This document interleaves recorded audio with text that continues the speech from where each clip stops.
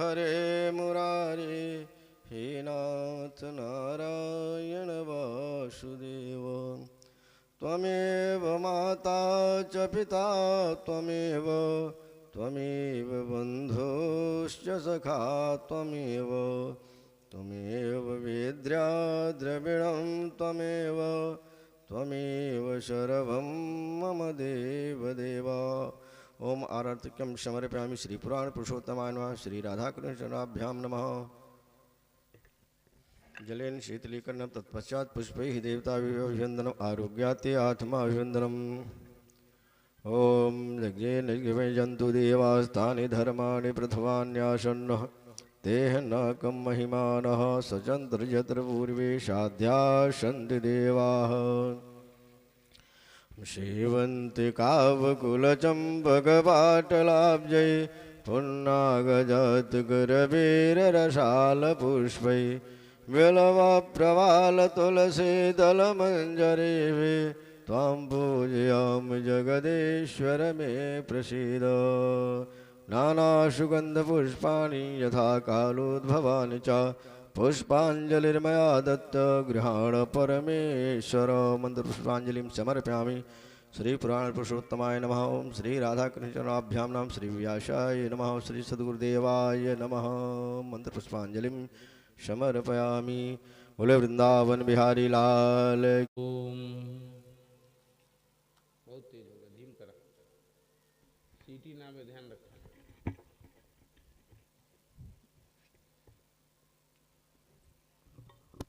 इस बच्चे को अगर तुम ना हटाओगे तो हम कथा बंद कर देंगे।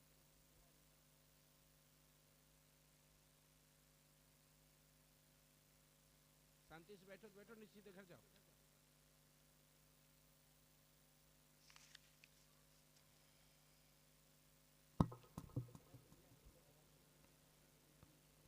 अस्मद्गुरुभ्यो नमः। अस्मद्परमगुरुभ्यो नमः। अस्मद्सर्वगुरुभ्यो नमः। श्रीमते रामानुजाय नमः। नमः परमहंसास्वादित चरणकमलचिन्मकरन्दाय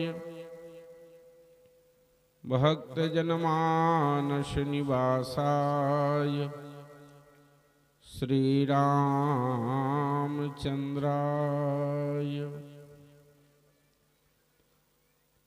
ध्येयं सदा परिभवघ्नमभीष्टदोहम् तीर्थास्पदं शिवविरिञ्चिनुतं शरण्यं बृहत्यार्तिहं प्रणतपालभवाब्धिपोतम् वन्दे महापुरुषते चरणारविन्दम्। वंशीविभूषितकरान्नवनीरदाभात् पीताम्बरादरुणबिम्बफलाधरोष्ठात् पूर्णेन्दुसुन्दरमुखादरविन्दनेत्रात् कृष्णात् परं किमपि तत्त्वमहं न जाने।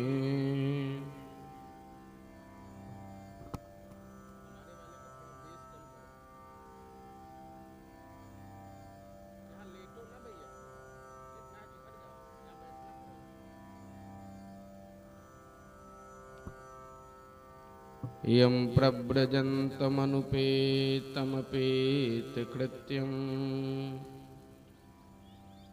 द्वैपायनो विरहकातरया जुहाव पुत्रेति तन्मयतया तरवोऽभिनेदोष तम सर्वभूतहृदयं मुनिमानतोऽस्मि। मनोजवं मारुततुल्यवेगं जितेन्द्रियं बुद्धिमतां वरिष्ठं वातात्मजं वानरयूथमुख्यं श्रीरामदूतं शरणं प्रपद्ये। लक्ष्मीनाथसमारम्भां नाथयामुनमध्यमाम् अस्मदाचार्यपर्यन्तां वन्दे गुरुपरम्पराम्।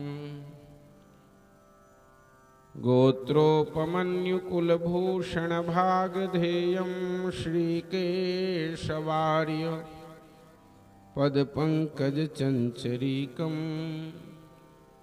धन्यः सदैव निधिरामजमाप्तकामं श्रीपद्मनेत्रचरणौ शरणं प्रपद्ये।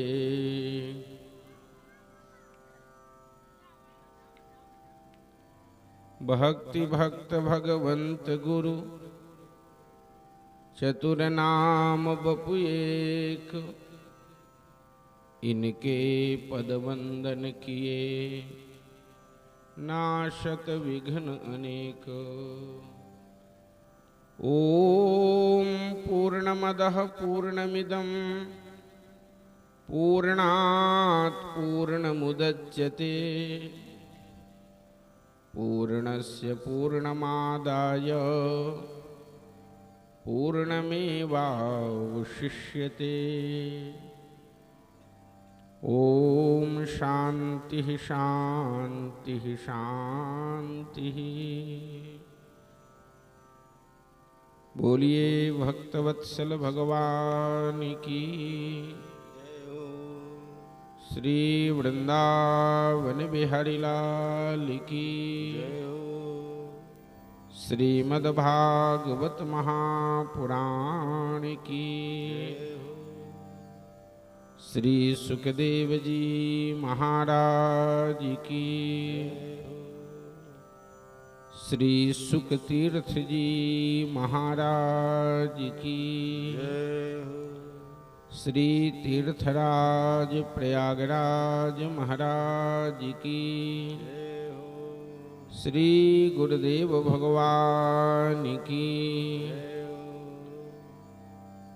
जय जय श्री राधे श्याम।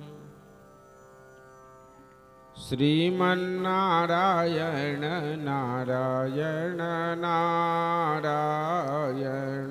श्रीमन्नारायण नारायण नारायण।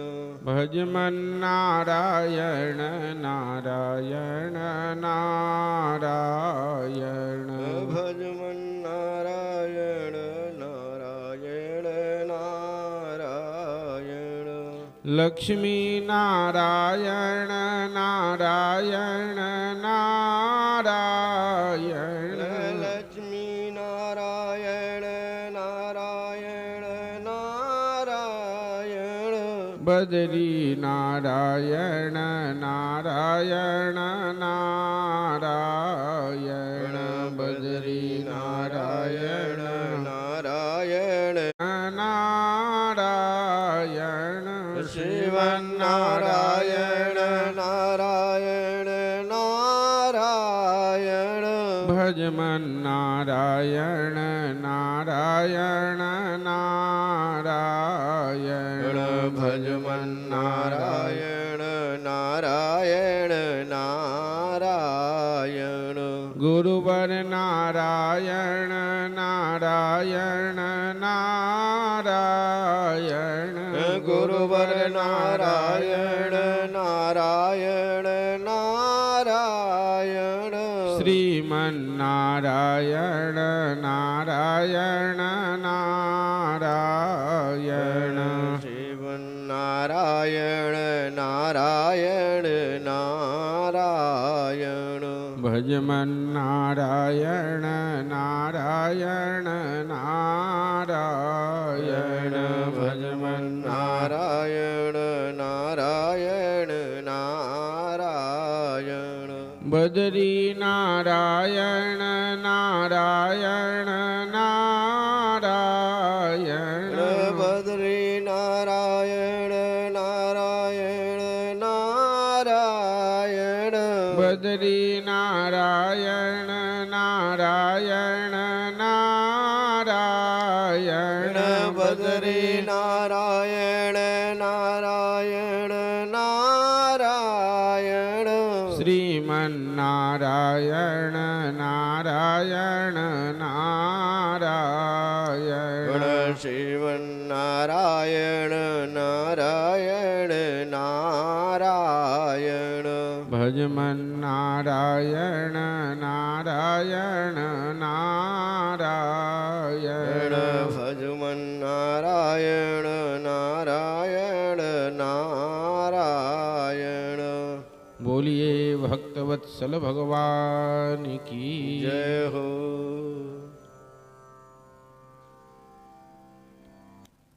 की करुणा कृपा से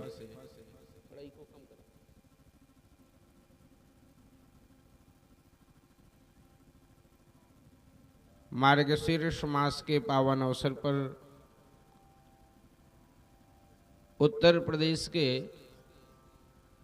प्रतापगढ़ नामक जिला के अंतर्गत कौन सा गांव है? सराय बहेलिया। इतना बड़ा है कि हम बोल ही नहीं पाएंगे, पोस्ट भी बोलना तो कल से लिख के रखेंगे। सराय बहेलिया, हनुमानगंज, गौरी, रामपुर और क्या क्या, हनुमान के पूरा ठीक नामक इस पवित्र ग्राम में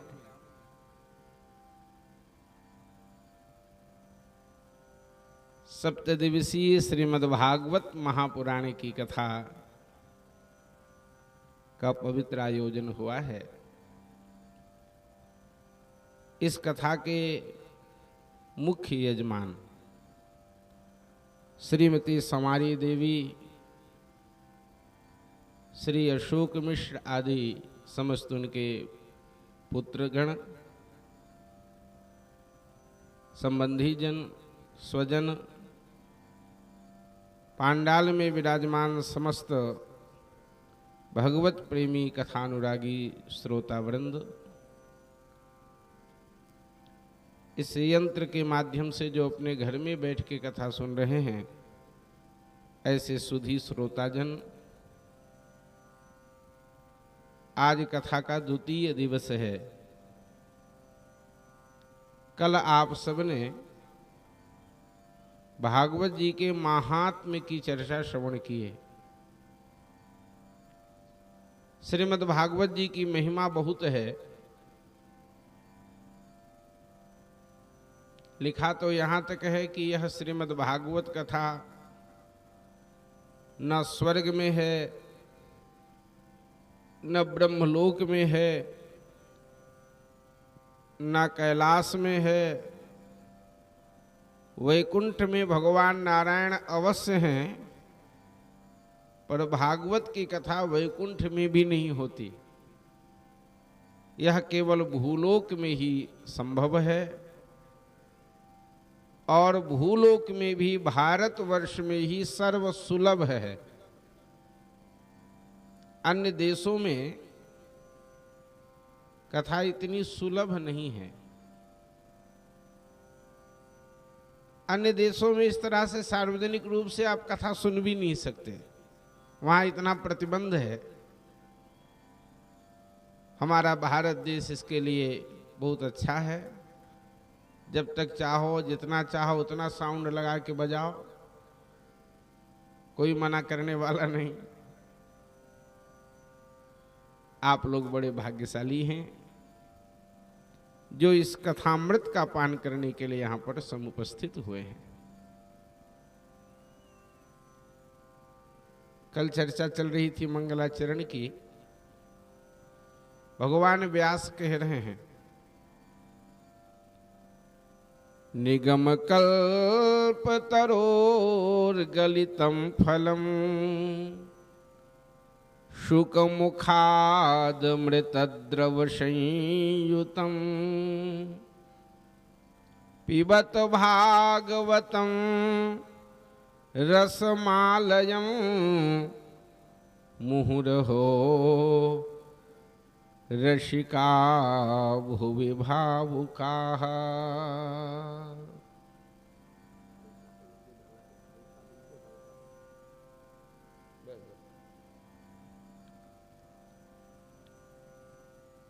वेद रूपी कल्प वृक्ष का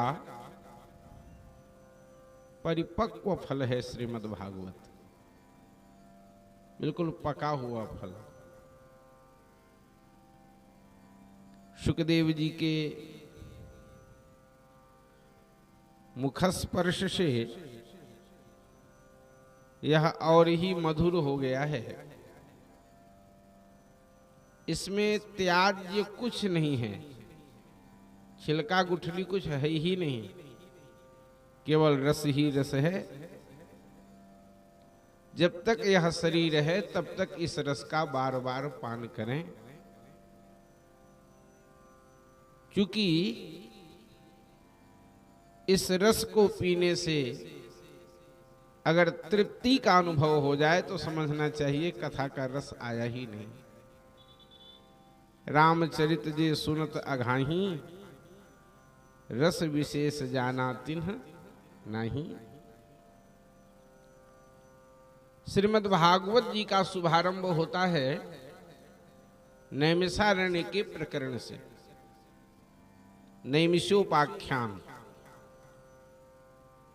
सौनकादिक 88,000 ऋषि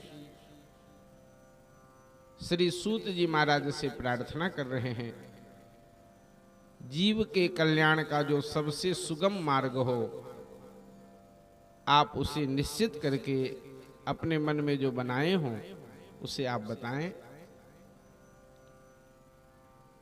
क्योंकि कलयुग में लोगों का स्वभाव आलसी है,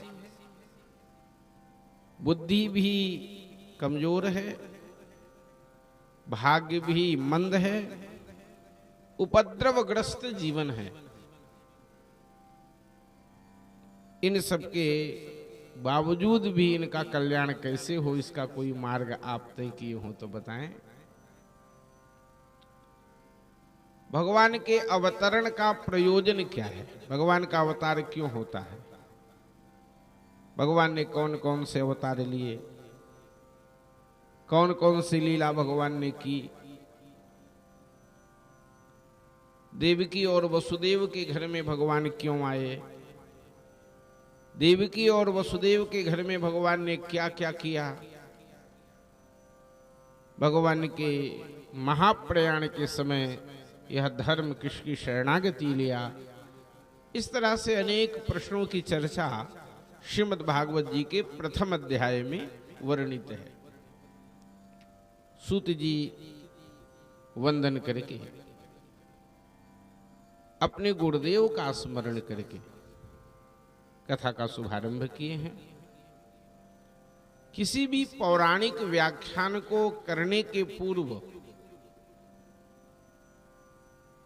5 देवताओं का स्मरण आवश्यक है। नारायणं नमस्कृत्य नरं चैव नरोत्तमं। भगवान नर नारायण का वंदन करके, देवी सरस्वती की वंदना करके, व्यास जी की वंदना करके पुराण का वाचन करना चाहिए। ये 4 देवताओं का स्मरण करने किए बिना आप पुराण वाचन नहीं कर सकते। और 5वां अपने गुरु का स्मरण करके पुराण का वाचन करना चाहिए। भगवान नर का, भगवान नारायण का, श्री व्यास जी का, श्री सरस्वती जी का और अपने गुरुदेव का, इनका स्मरण करके ही पुराण की कथा कहनी चाहिए और पुराण की कथा सुननी चाहिए।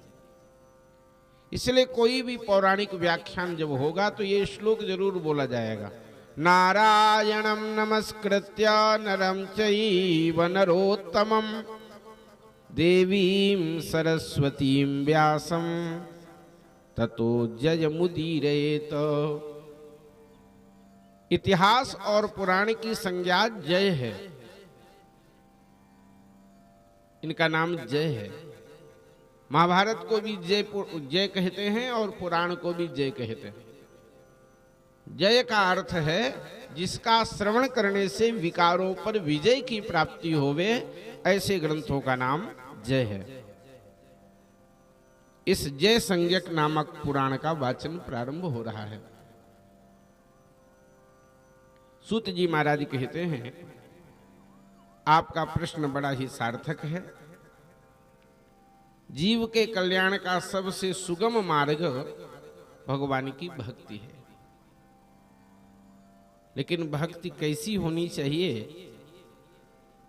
तो दो विशेषण दे रहे हैं भक्ति के विषय में। कह रहे हैं, सबई पुंसाम परो धर्मो यतो भक्ति रधोक्षजे अहेतुक्य प्रतिहता ययात्मा संप्रसीदति।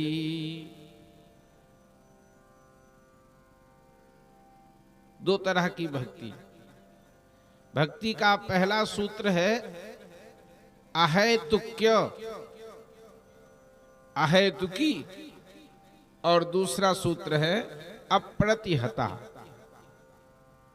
ये अहेतुकी क्या है और अप्रतिहता क्या है? हेतु माने होता है कारण, और अहेतु माने होता है बिना कारण के। यानी भगवान से प्रेम तो करें पर किसी कारण से न करें। कारण से प्रेम करेंगे तो दो समस्या है। पहला तो यह है कि कारण, थोड़ा इको कम करो ना, सांस आए कर रहा। कारण की पूर्ति हो जाने पर प्रेम बंद हो जाएगा। जैसे किसी के मन में आया कि हमको धन मिले, इसलिए भगवान से प्रेम कर रहे हैं, और धनी हो गया। हम विधायक हो जाएं, हम सांसद हो जाएं, हम मुख्यमंत्री हो जाएं, हम प्रधानमंत्री हो जाएं, हम राष्ट्रपति हो जाएं, और वो पद मिल गया तो फिर पूजा बंद कर देगा, क्योंकि इसी के लिए तो कर रहा था। और दूसरी बात, मान लीजिए नहीं हो पाया तो उसको अश्रद्धा हो जाएगी, अरे इनकर पूजा किए कौन फायदा भवा। इसलिए भगवान की पूजा किसी स्वार्थ की पूर्ति को मन में लेकर के नहीं करना चाहिए। आजकल एक धारणा चल गई है, हम वैष्णव देवी गए तो हमारी कमर का दर्द ठीक हो गया। मान लो दूसरा गया ना ठीक हुआ तो उसको तो अश्रद्धा हो जाएगी ना वैष्णव देवी से। किसी हेतु से हम भगवान का स्मरण न करें। इसलिए भक्ति का प्रथम शर्त बनाया अहेतुकी, और दूसरी शर्त बताया अप्रतिहता। यानी कि बीच में कोई रुकावट ना आए प्रेम में। ये नहीं किसी दिन पहुंचे तो 10 माला सोट दिए और फिर बंद कर दिए, मलबा टांग दिए खूंटी में, अब निकल ही नहीं रहा महीने भर। हमारे भजन में, हमारे उपासना में किसी प्रकार का अवरोध उत्पन्न ना हो। निरंतर जो उपासना चलती है, निरंतर जो भगवान से प्रेम किया जाता है, उसका नाम है अप्रतिहता। तो भक्ति कल्याण करेगी, पर दो तरह की होनी चाहिए। पहली अहेतुकी, दूसरी अप्रतिहता। अहेतुक्य प्रतिहता यजात्मा संप्रसीदति। इससे भगवान प्रसन्न होते हैं।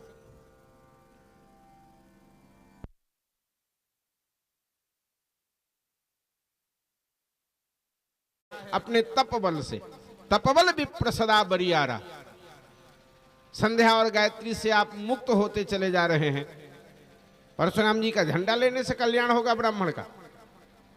हम परशुराम जी के विरोधी नहीं हैं। परशुराम जी हमारे अवतार हैं, उनका हम पूजन करते हैं। परशुराम जी के ही प्रकरण में लिखा है, क्षमया रोचते लक्ष्मी। उनके पिताजी कह रहे हैं, बेटा तुमने अच्छा नहीं किया, क्षमा से ही लक्ष्मी प्रसन्न होती हैं, क्षमा से ही बुद्धि आती है। भले ही उसने अपराध किया, वो उद्दंड था, उसको दंड तुमने दिया, लेकिन तुम्हारे हृदय में क्रोध नहीं होना चाहिए। तो भैया सब क्षत्रियों का संहार करने के लिए परशुराम जी नहीं आए थे, केवल है वंशीय क्षत्रिय जो उस समय सहस्त्रार्जुन के वंशज थे और सब उद्दंड हो गए थे, उन पर उन्होंने अनुशासन किया है। तो 16वां अवतार श्री परशुराम जी का, 17वां अवतार श्री व्यास जी का, वेद का विस्तार किया, वेद व्यास नाम पड़ा। 18वां अवतार भगवान श्री राम का, भगवान श्री राम के चरित्र से मानव को मानवता सीखनी चाहिए। मानवता क्या है, यह रामचरित्र में ही प्रतिष्ठित है। मूल में यहां लिखा है, नरदेवत्वमापन्नः शूरकार्य चिकीर्षया। नरदेव के रूप में, सम्राट के रूप में भगवान श्रीमन नारायण श्री रामावतार ग्रहण किए। राज्य तो राम राज्य की ही कामना सब करता है ना। समुद्र निग्रह आदि अनेक उन्होंने दुश्चर कर्म किए। ऐसे भगवान श्री राम का अवतार इस क्रम से 18वां अवतार है।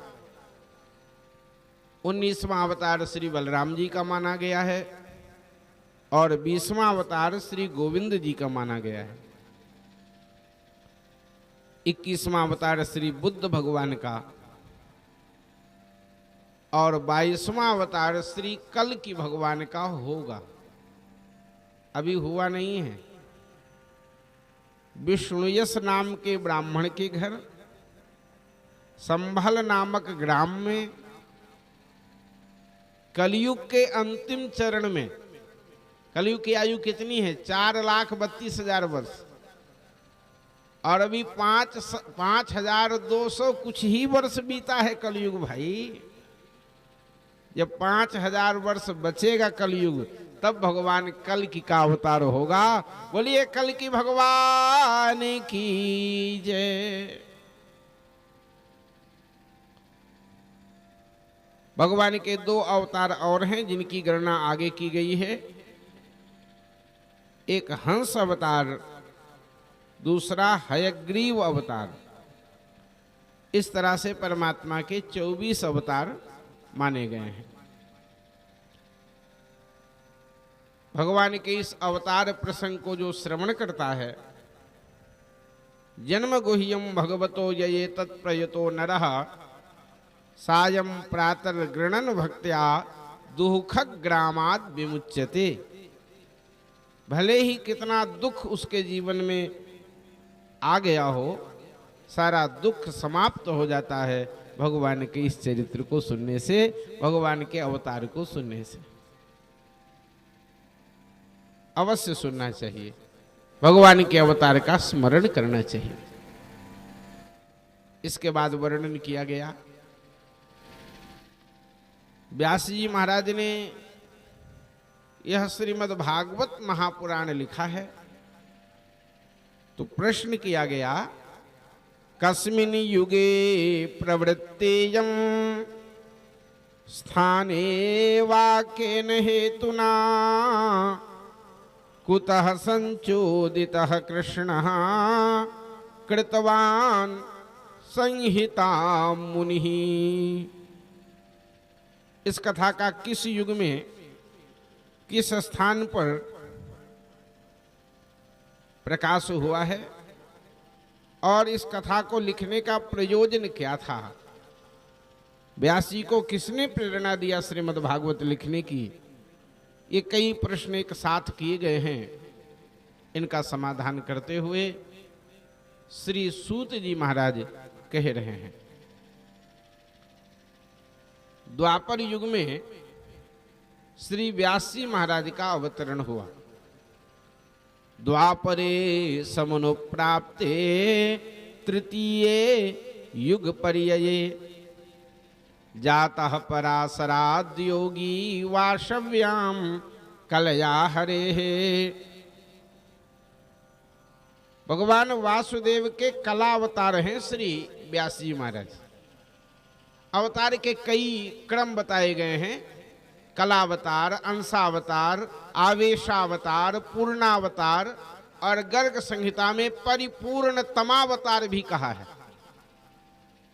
पूर्ण अवतार और परिपूर्णतम अवतार, भगवान श्री कृष्ण को परिपूर्णतम अवतार गर्ग संहिता में लिखा गया है। भगवान के अवतार के सब भेद हैं। ये जितना पावर लेकर के जो आते हैं वह संज्ञा हो जाती है, तो सबका पावर तय है कितने पावर में आए हैं। पूर्ण अवतार केवल दो हैं, भगवान श्री राम और भगवान श्री कृष्ण। बाकी सब एक सीमित पावर लेकर के आए हैं, सीमित शक्ति।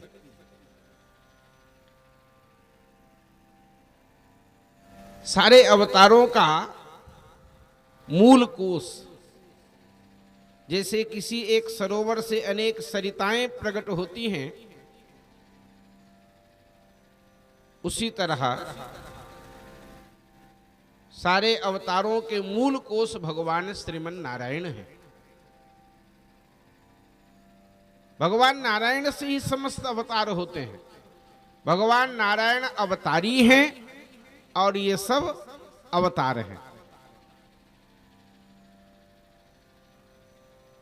श्री व्यास जी महाराज का अवतार हुआ,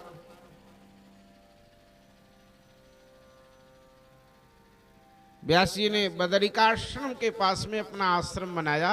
उनके आश्रम का नाम था साम्याप्रास। साम्याप्रास इति प्रोक्त, साम्याप्रास नाम का आश्रम। इसका नाम साम्याप्रास इसलिए हुआ कि यहां समी का पेड़ बहुत था, इसलिए इसका नाम साम्याप्रास हुआ। व्यास जी महाराज ने विचार किया, वेद अभी केवल प्रणव रूप में हैं, इन वेद का विस्तार करना चाहिए। तो वेद की 4 संहिताएं श्री व्यास जी ने बनाई। 4 भागों में वेद को विभाजित किया, ऋग्वेद, यजुर्वेद, सामवेद और अथर्ववेद। ऋग्वेद का अध्ययन उन्होंने पैल नाम के अपने शिष्य को कराया। यजुर्वेद का अध्ययन श्री व्यास जी महाराज ने अपने शिष्य वैशंपायन को कराया। सामवेद का अध्ययन उन्होंने अपने विद्वान शिष्य जैमिनी को कराया और अथर्ववेद का अध्ययन उन्होंने दरुण नंदन सुमंत मुनि को दिया। ये 4 उनके प्रधान शिष्य थे। 5वां वेद भी व्यास जी ने लिखा। महाभारत को 5वां वेद कहते हैं, पुराणों को 5वां वेद कहते हैं। इतिहास पुराणानाम पंचमो वेद उच्यते। जिनको वेद पढ़ने का अधिकार नहीं है, जो अनुपनीत हैं, जिनका उपनयन संस्कार नहीं होता, उन्हें वेद नहीं पढ़ना चाहिए। भाई शास्त्रीय आज्ञा है, लेकिन आजकल तो ये सब कहना भी बड़ा कठिन है। समाज में ऐसी भ्रांति फैली हुई है।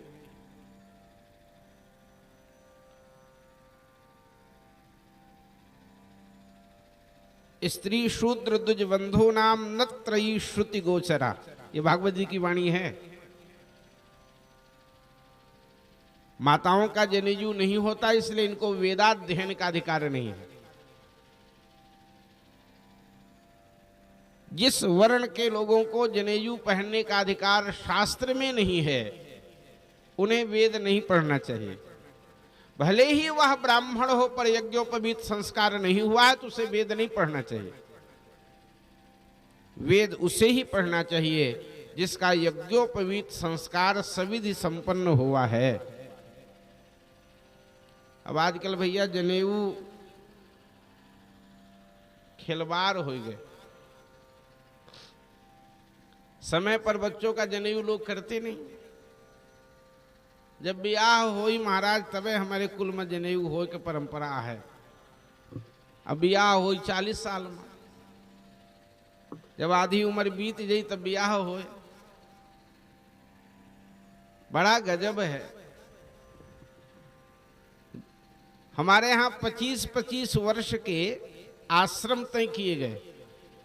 25 वर्ष गृहस्थ ब्रह्मचर्य के, 25 वर्ष गृहस्थ के, 25 वर्ष वानप्रस्थ के, 25 वर्ष सन्यास के। तो 40 से 45 साल का लड़का हुआ तब ब्याह हुआ, यानी वानप्रस्थ में प्रवेश लेने का जब समय आया तब ब्याह कर रहा है। तो जब लड़के का ब्याह होगा तो पगड़ी बांधने लायक रहेगा ही नहीं। अरे भाई 45 साल में ब्याह किए, अब 45 साल बाद लड़के का ब्याह होगा, मान लो तत्काल बेटा हो गया तो 90-95 नहीं के आप रहेंगे। जब लड़के का ब्याह होगा तो आपको टांग करके समधी बना के लोग ले जाएंगे।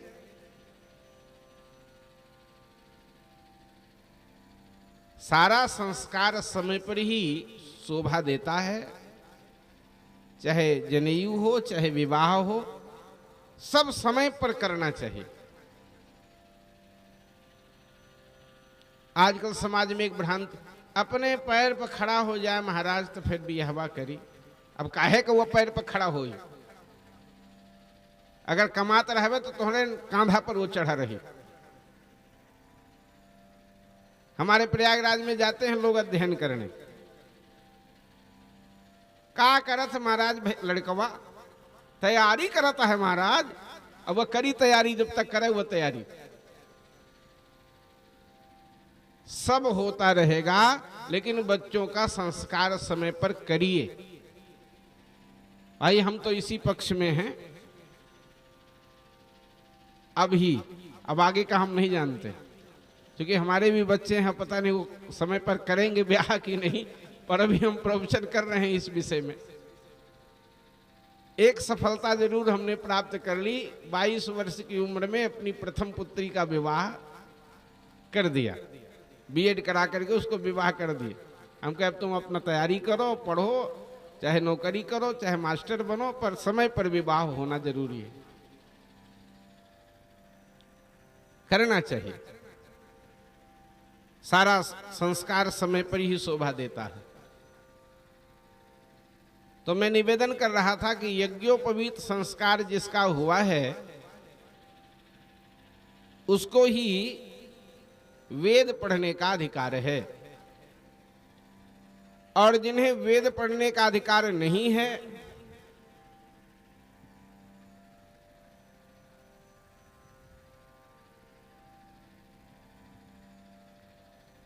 उनके लिए पंचम वेद का निर्माण किया गया।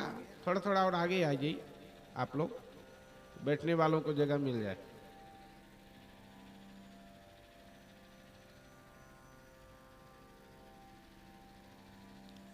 भैया 2-4 गद्दवा और बिछा दे। ये जो कुर्सी में बैठे यहाँ, इनसे अच्छा कपड़ा पहन के होती हैं ये। वृंदावन बिहारी लाल की जय।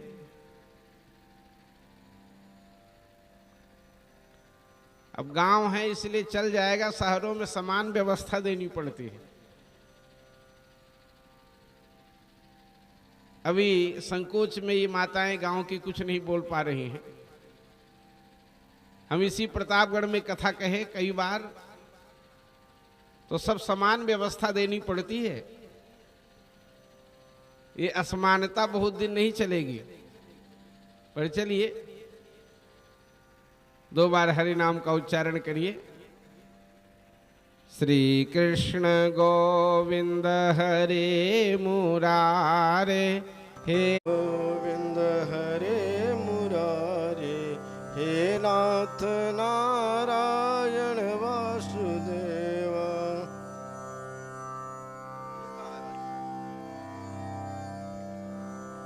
श्री कृष्ण गोविंद हरे मुरारे, हे नाथ नारायण वासुदेवा। श्री कृष्ण गोविंद हरे मुरारे, हे नाथ नारायण वासुदेवा। श्री कृष्ण गोविंद हरे मुरारे, हे नाथ नारायण वासुदेवा। हे नाथ नारायण वासुदेवा, हे नाथ नारायण वासुदेवा।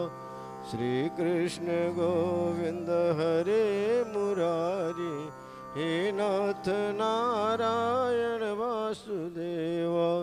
श्री कृष्ण गोविंद हरे मुरारी, हे नाथ नारायण वासुदेवा। हे नाथ नारायण वासुदेव, हे नाथ नारायण वासुदेव। हे नाथ नारायण वासुदेव, हे नाथ नारायण वासुदेव। श्री कृष्ण गोविंद हरे मुरारे, हे नाथ नारायण वासुदेव। श्री कृष्ण गोविंद हरे मुरारी, हे नाथ नारायण वासुदेवा। बोलिए भक्तवत्सल भगवान की जय। पंचम वेद व्यास जी ने बनाया, इसको इन्होंने अपने शिष्य श्री सूत जी महाराज को दिया। सूत जी का मूल नाम रोमहर्षण था। सूत तो संज्ञा है, नाम तो रोमहर्षण रहा, लेकिन रोमहर्षण कोई कोई जानता होगा, सब सूत जी जानते हैं।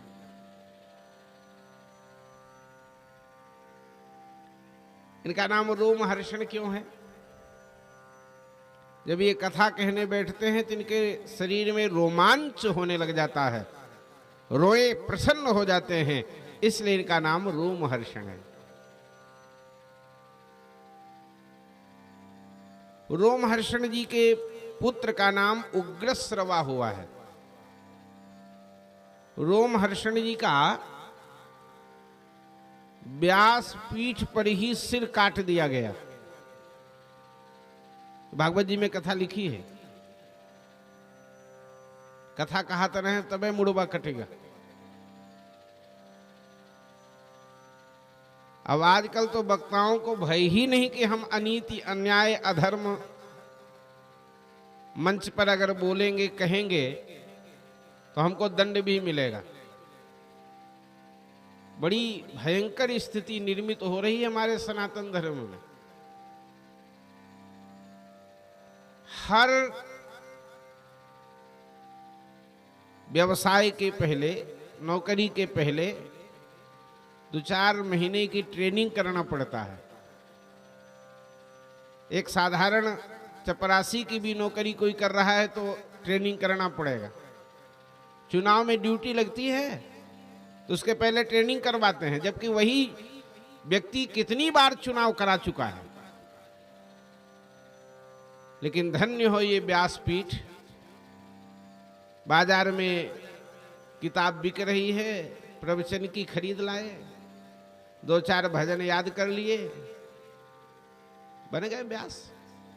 न किसी गुरु के पास जाने की जरूरत है, न कुछ किसी से सीखने की जरूरत है, और कहानियां किससे कह कह करके, भजन गा गा करके हो गए व्यास। बढ़िया पैसा कमा रहे हैं और समाज को दिशा दे रहे हैं। आप देखिए, हमारे यहां अगर ये कानून लग जाए धर्मशास्त्र में, सनातनियों में, कि भाई व्यास वो बनेगा जो प्रमाणित आचार्यों के सानिध्य में कुछ दिन रहे, अपना आचरण ठीक करे, अपनी शैली ठीक करे और अध्ययन करे, तब कथा कहे भागवत की। और यजमान भी सस्ता हाँ पैसा नहीं मांगत हाँ व्यवस्था उनका न देहे पड़े इन्हीं के बुला ले बढ़िया बा बुलावा जैसे जजमान वैसे पंडित बढ़िया जोड़ बिना मिला है। वक्ता कैसा होना चाहिए ये भी भागवत के मूल में लिखा है। विरक्तो वैष्णवो विप्रो वेद शास्त्र विशुद्ध कृत दृष्टांत कुशलो धीरः वक्ता कार्योति निष्पृह। ये वक्ता का लक्षण लिखा है। विरक्त हो वैष्णव हो विप्र हो ब्राह्मण हो। अब तो भैया ब्राह्मणेतर भी भागवत बांच रहे हैं। अब क्या कहें, ज्यादा कहने में कथा लाइव चल रही है किसी को चुभ जाएगी।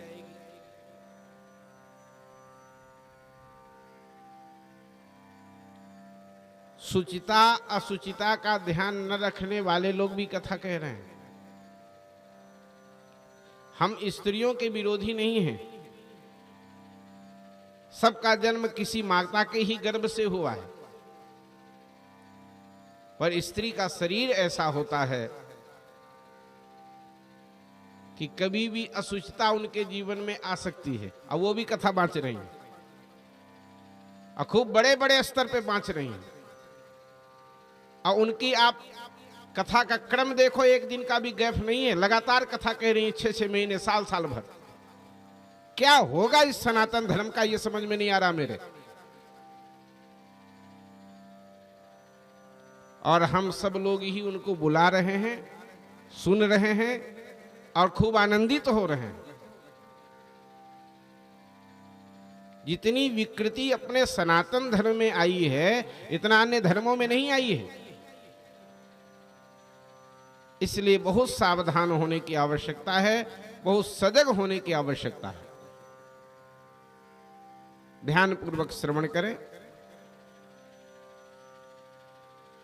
सूत जी कथा कह रहे थे, रोमहर्षण जी और बलभद्र जी आए और सूत जी समझे ये तो साधारण मनुष्य हैं, न वाणी से स्वागत किए न आसन से खड़े हुए। बलराम जी को क्रोध आया, ये कितना प्रमादी हो गया है। देखो मेरे आने पर भी उच्छृंखल वाणी से भी नहीं बोला कि आइए बैठिए, और एक कुसा उठा करके बलराम जी ने फेंक दिया और सूत जी महाराज के गर्दन में कुसा जाके धंस गया, गर्दन कट गई उनकी। बाद में ऋषियों ने कहा महाराज ये तो आपने अनीति कर दी। तो बलराम जी ने कहा ठीक है, आज से इनके पुत्र को मैं कथा कहने का सामर्थ्य दे रहा हूं। रोमहर्षण जी के पुत्र का नाम उग्रश्रवा था, तो श्री उग्रश्रवा जी बाद में कथा आगे की पूरी किए हैं। ऐसा भागवत जी के 10वें स्कंध में वर्णित है। मैं निवेदन किया उन श्री व्यास जी महाराज 17 पुराण महाभारत आदि लिखने के बाद भी असंतुष्ट हैं। उन्हें लग रहा है भी कुछ काम शेष है। एक दिन उनके आश्रम में देवर्षि नारद जी का आगमन हुआ। नारद जी का उन्होंने पूजन किया।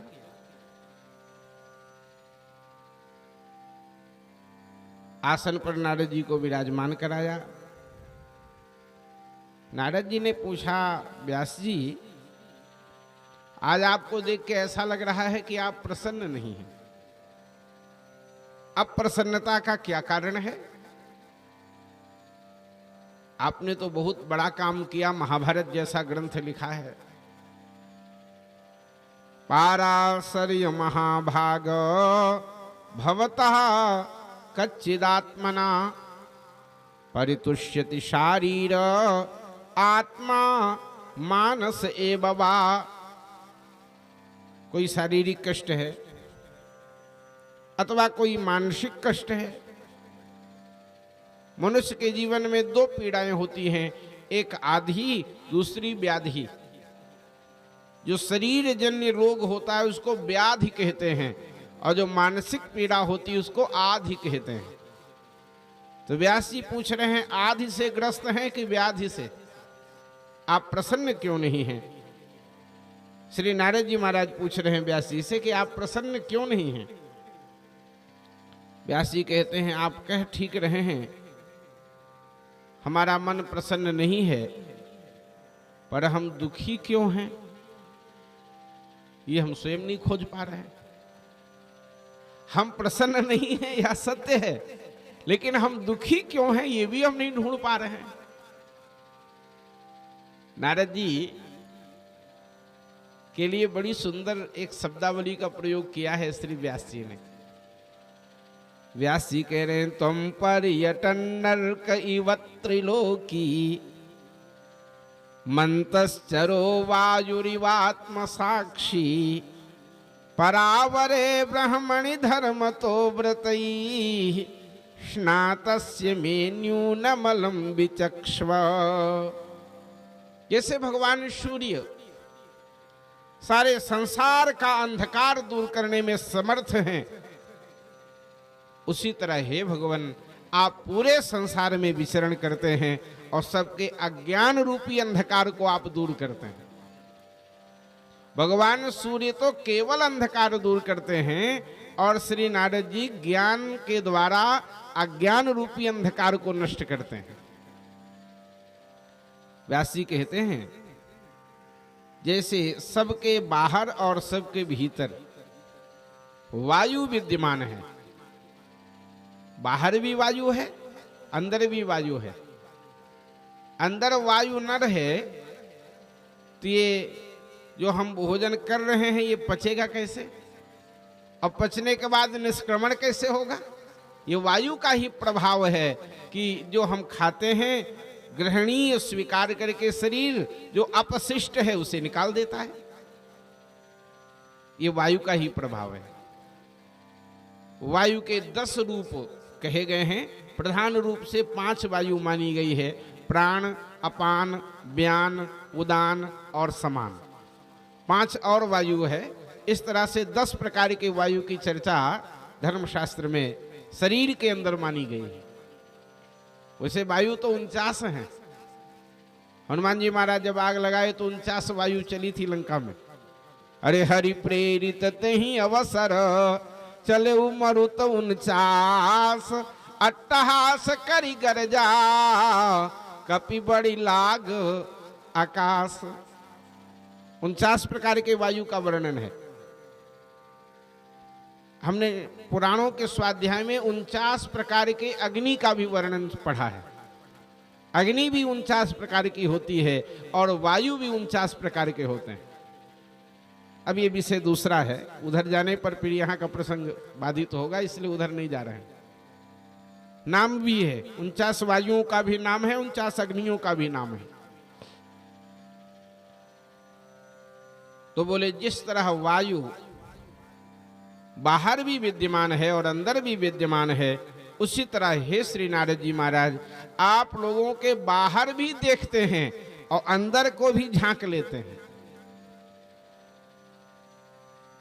त्रिकालज्ञ सर्वज्ञ तुम्हां गति सर्वत्र तुम्हारी कहु सुता के दोष गुण मुनिवर हृदय विचारी।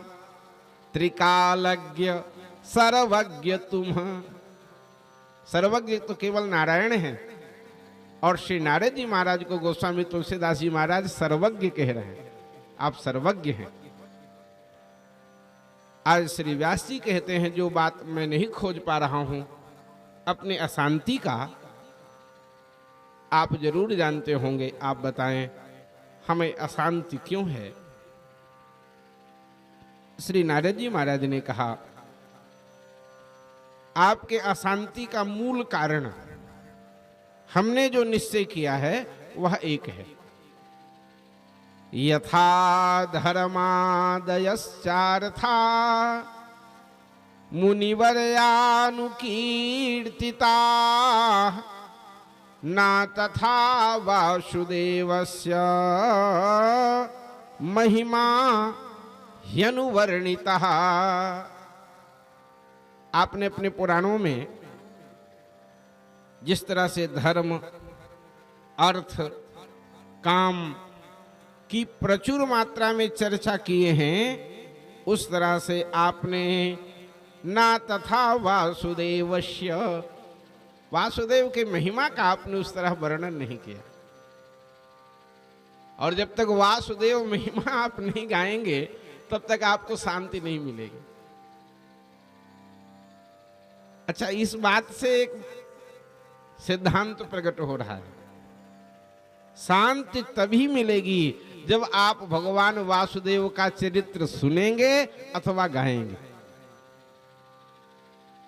कितनी प्रसिद्ध पंक्ति है, मिलता है सच्चा सुख केवल भगवान तुम्हारे चरणों में। जीव को सच्चा सुख, आत्मिक शांति तभी मिलेगी जब वह भगवान के चरणों की उपासना करे।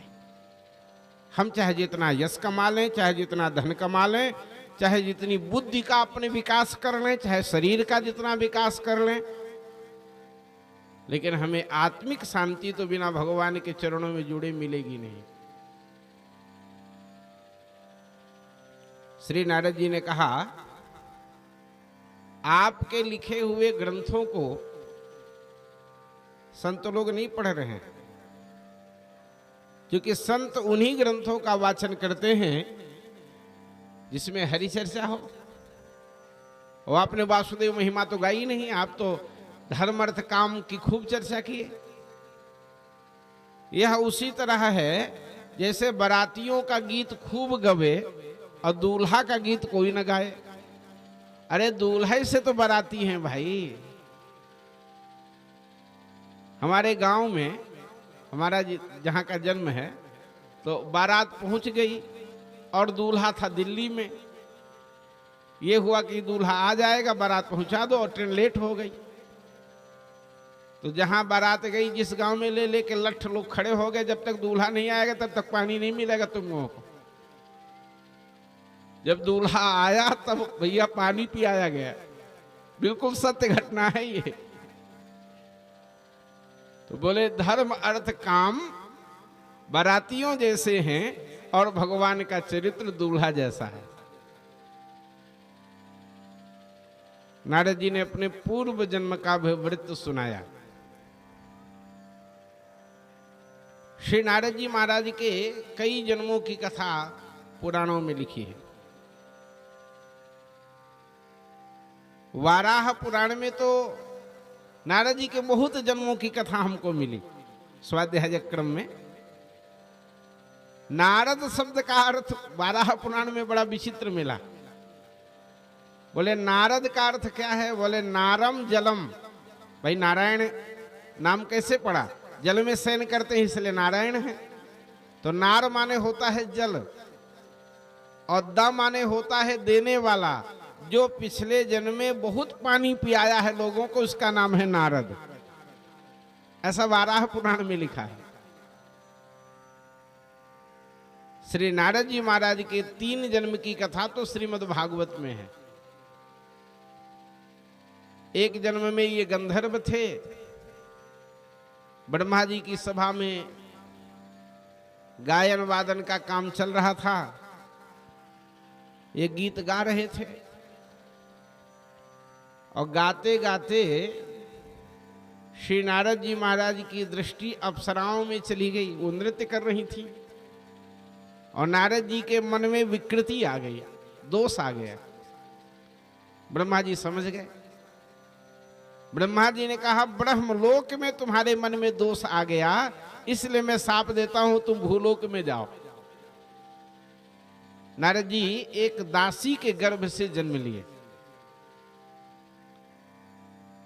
जन्म के समय ही पिताजी का स्वर्गवास हो गया, माता अकेली हो गई। माता ने बालक का पोषण कैसे करूं ये विचार करने लगी। तो एक ब्राह्मण के यहां उन्होंने नौकरी कर ली। ब्राह्मण ने कह दिया जैसे हमारे बच्चे रहते हैं उसी तरह ये भी रह जाएगा। काम बता दिया कि गाय का दूध निकाल दो, गोबर फेंक दो, बर्तन धो दो। बेचारी नारद जी की मां यही काम करती थी। लेकिन जिसके यहां आप रहते हैं, जिसके संग में रहते हैं, उसका प्रभाव जीवन में बहुत पड़ता है। हमारे धर्म शास्त्रों में लिखा हुआ है, संग से ही व्यक्ति के अंदर दोष आता है और संग से ही व्यक्ति के अंदर गुण आता है। जैसा संग करेंगे वैसे रंग चढ़ी। संग का बहुत प्रभाव पड़ता है। अरे संसर्ग जा दोष गुणा भवंती, संसर्ग से ही दोष और गुण आते हैं। ब्राह्मण के घर में नारद जी पल रहे हैं तो उस घर का जो वातावरण है वह नारद जी के मन में आ गया। संयोग की बात है, जिस गांव में वो पंडित जी रहते थे उसी गांव में संतों का आगमन हुआ चातुर्मास करने के लिए। गांव के लोगों ने अपने अपने स्तर से संतों की सेवा में सामग्री देना प्रारंभ की।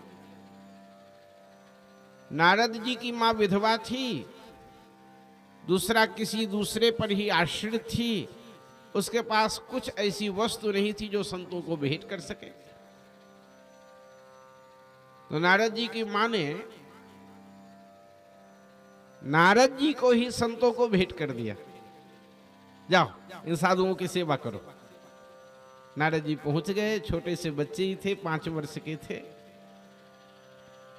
संत समदर्शी होते हैं, लेकिन नारद जी कह रहे हैं उन संतों की हम पर विशेष कृपा हो गई। क्यों हो गई? क्योंकि हमारे अंदर कुछ विशेष गुण थे। क्या गुण थे वो? ते मय्य पेता खिल चापलेर्भके दान्ते धृत क्रीडन के नुवर्तिनी चक्रुः कृपाम यद्यपि तुल्य दर्शनाः शुश्रूषमाणे मुनयोल्पभाषिणी।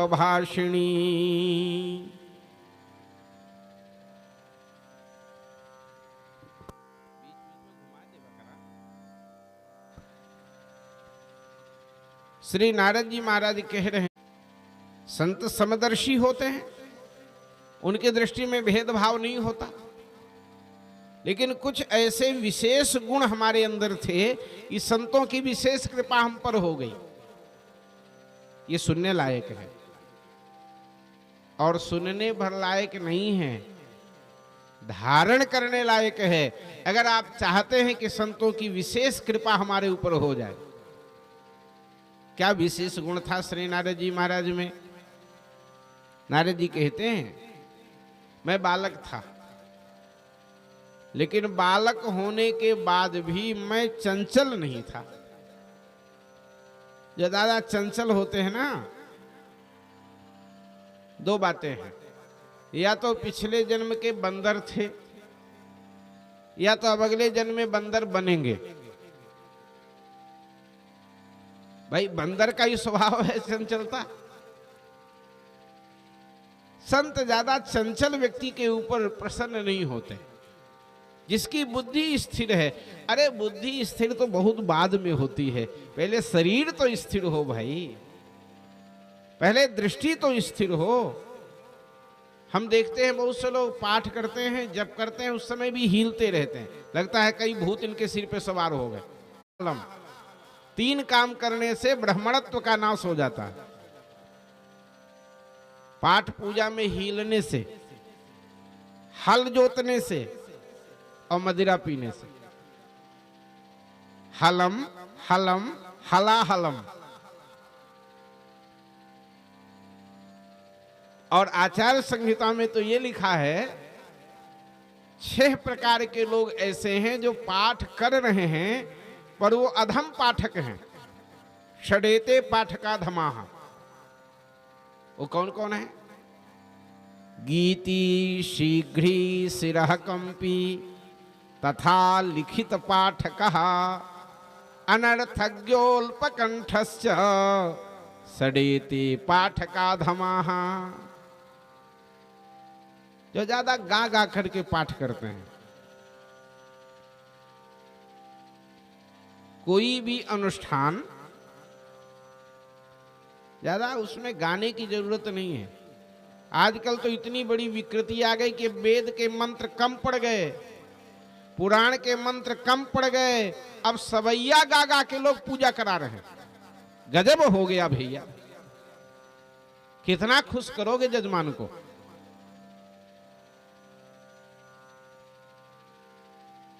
सवैया गा के, दोहा गा के, चौपाई गा के, वो भी साधारण आज के कवियों के बनाए हुए। भाई तुलसीदास, सूरदास, मीराबाई के पद हो तो चलो कोई बात नहीं। बहुत कष्ट होता है ऐसा सुन के, देख के, क्योंकि हम लोग ऐसे संस्कार में पले हैं जहां बहुत मर्यादा का पालन किया जाता है। हमारे पूज्य गुरुदेव, एक उच्चारण में त्रुटि हो जाए, अब त्रुटि कहना है तो त्रुटि कोई बोल दिया तो उनको चुभ जाएगा। जब छोटी की मात्रा है तो तुम बड़ी क्यों बोल दिए? इतना उन्होंने एक एक मात्रा का ध्यान किया है। और ऐसे महापुरुष के सानिध्य में हम लोग रहे हैं कि थोड़ी भी वाचा स्खलन हुआ कि वो क्लास लग गई दूसरे दिन। तो मैं निवेदन किया, ध्यान देने की बातें हैं, सावधान होने की बातें हैं, अन्यथा बहुत गड़बड़ हो जाएगा। ज्यादा गा गा करके पाठ करोगे तो आपका पाठ, आपका अनुष्ठान खंडित हो जाएगा। गीति शीघ्री, बहुत जल्दी जल्दी पाठ नहीं करना चाहिए।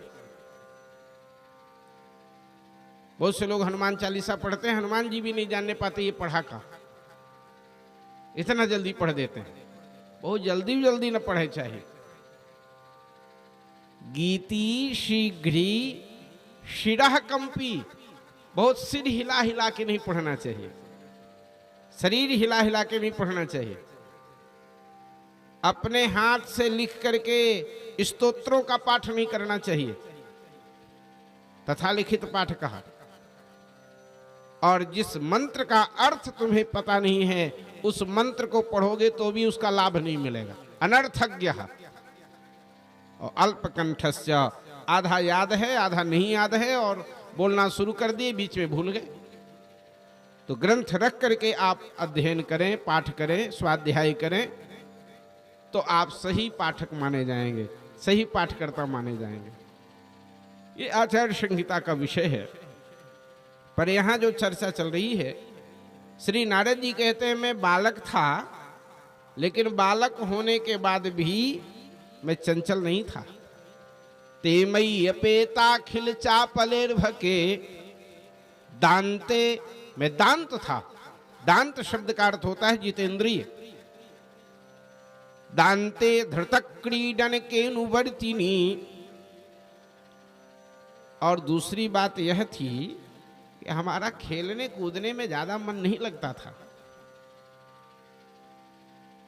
चक्रुः कृपाम यद्यपि तुल्य दर्शनाः, यद्यपि महात्मा समदर्शी थे पर मेरे ऊपर विशेष कृपा किए, क्योंकि शुश्रूषमाणे मुनयोल्पभाषिणी, मैं उतना ही बोलता था जितनी आवश्यकता होती थी, कम बोलता था। अधिक बोलने वाले पर भी संत ज्यादा प्रसन्न नहीं होते। संतों से सीमित वार्ता करिए, सीमित बोलिए, आवश्यकता तक ही बोलिए। श्री नारद जी कहते हैं उन महात्माओं ने हमारे ऊपर अनुग्रह कर दिया। मैं 5 वर्ष का बालक था। उन संतों ने प्रसाद पाने के बाद अपना उच्छिष्ट हमें दे दे। संतों का जूठन खाने से आहा उच्छिष्ट लेपा उच्छिष्ट लेपान अनुमोदित द्विजयी उच्छिष्ट लेपान अनुमोदितो द्विजयी सकृत स्म भुंजे तदपास्त किल विषः। केवल एक बार उन महात्माओं का मुझे जूठन मिला, मेरा अंतःकरण शुद्ध हो गया। साधु के प्रसाद की ये महिमा है। साधु का जो प्रसाद है वो हमारे पाप का नाशक होता है। इसलिए साधु महात्मा का दिया हुआ प्रसाद सिर से स्पर्श करा करके उसे तुरंत पा लेना चाहिए।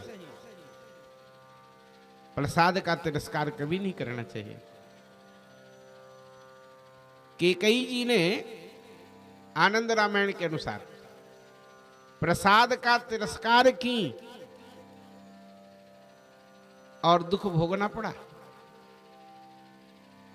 जब खीर प्रकट हुई, प्रगटे अग्निचरु करिलीन है, और कहा कि अपने रानियों को विभज्य बांट करके दे दीजिए, तो श्री दशरथ जी महाराज जब खीर का विभाजन किए और कैकेयी जी के हाथ में दिए तो कैकेयी जी रोने लगी।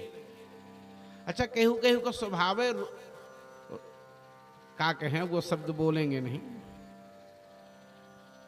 नहीं तो दुखी हो जाएंगे।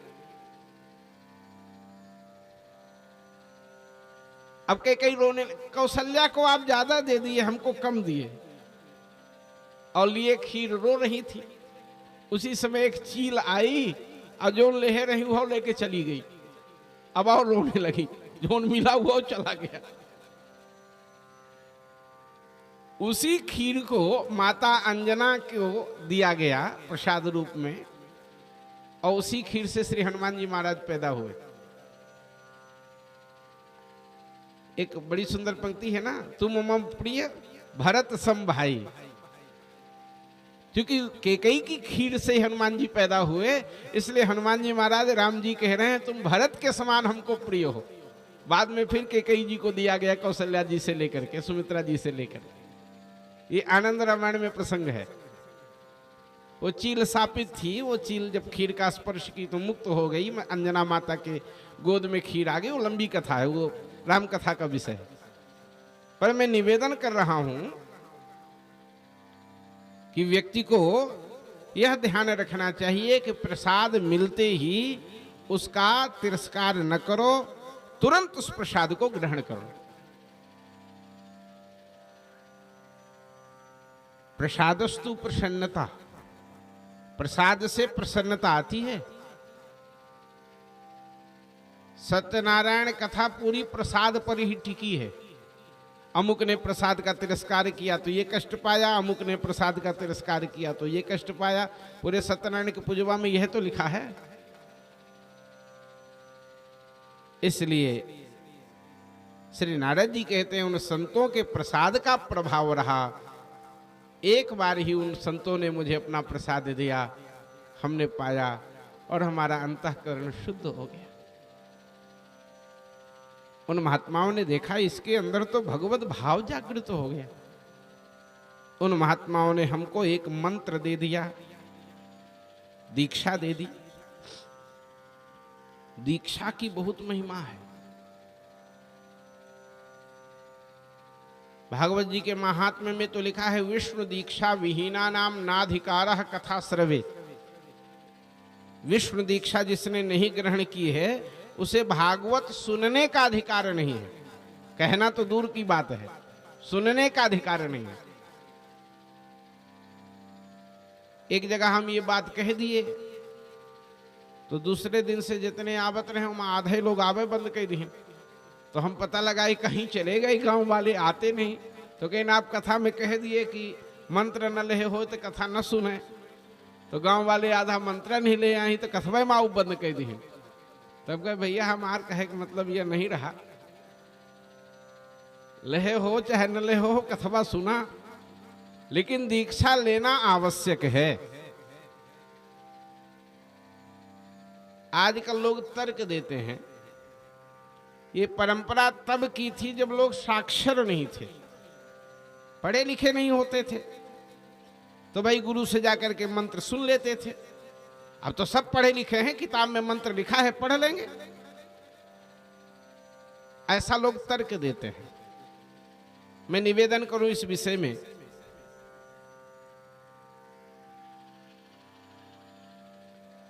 आपके पास धन है और आप कार मोटरसाइकिल आदि खरीद लें, लेकिन सरकार के द्वारा चलाने की अनुमति आपको नहीं मिली है, लाइसेंस नहीं है, चला पाएंगे आप गरीबा को? गरीबों जब्त हो जाएगी, आपो जेल चले जाएंगे, क्योंकि लाइसेंस नहीं। आप कितना भी कहो हम अपने 1 नंबर के पैसे से गाड़ी खरीदे हैं, पर पुलिस पकड़ते समय ये कहेगी भाई लाइसेंस तो नहीं है आपके पास। आप ये भी कह सकते हैं भाई हमने ट्रेनिंग किया है, सीखा है गाड़ी चलाना, तो भी कहेगा लाइसेंस तो चाहिए। तो भले ही आप कितने भी पढ़े लिखे हों, लेकिन आपके पास अगर लाइसेंस नहीं है, किसी प्रमाणित आचार्य के हस्ताक्षर नहीं हुआ आपके जीवन में, तो आप मंत्र जपने के अधिकारी नहीं हैं। किसी समर्थ आचार्य से दीक्षा लेकर के ही मंत्र जपना चाहिए। दीक्षा की बहुत महिमा है। तो श्री नारद जी महाराज को दीक्षा दिया संतों ने, और 5 वर्ष की आयु में दीक्षा दिया। आजकल लोग ये मानते हैं जब सयाने हो जाएंगे तब लेंगे, राम राम तब सुनेंगे, और सुनने तक आप रह ही नहीं गए तब क्या होगा? इसलिए ये विचार नहीं करना चाहिए कि बड़े बूढ़े हो जाएंगे तब राम राम सुनेंगे। 5 वर्ष की आयु में श्री नारद जी महाराज को दीक्षा मिल गई। किस मंत्र की दीक्षा मिली है? नमो भगवते तुभ्यं वासुदेवाय धीमहि प्रद्युम्नाय निरुद्धाय नमः शंकर्षणाय च। इसको आचार्यों ने वासुदेव गायत्री कहा है। वासुदेव गायत्री मंत्र की दीक्षा संतों ने दे दिया। संत जब चले गए, 4 महीना बीत गया। नारद जी कहते हैं मेरी माँ तो संसार में फंसी ही थी, हमको भी फंसाना चाहती थी इसका ब्याह वाह कर दूं तो हम निश्चिंत हो जाऊं, हर माता की यही इच्छा होती है। लेकिन बीच में ही कुछ घटना घट गई। एकदा निर्गताम गेहात दुहंती निशिगाम पथि। माता जी गाय दुहने के लिए जा रही थी और सामने एक सर्प पड़ा था। माता जी ने समझा बढ़िया रस्सी मिल गई, आज खोजना नहीं पड़ेगा, और रस्सी मान करके सांपवा को उठा ली। अब सांप क्या करेगा जान लो, काट लिया सांप। माता जी मर गई। नारद जी को जब पता चला माता मर गई, तो नारद जी ने इसमें भी भगवत कृपा का अनुभव किया। ये बड़ा कठिन है महाराज। हमारे जीवन में अच्छा हो तब हम भगवान की कृपा सोचें, ये तो संभव है, पर बुरा हो इसके बाद भी भगवान की कृपा समझें, ये तो बड़ा कठिन है, ये तो बहुत बड़ा विवेक है। लेकिन ऐसा नहीं है।